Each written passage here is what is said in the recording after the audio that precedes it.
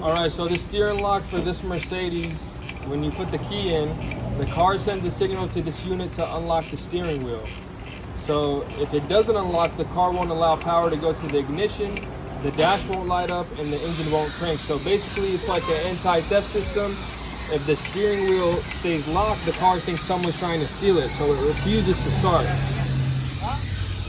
Guys, these happen all the time on the Mercedes, and when they do, replacing it is the only way to get the car to start again.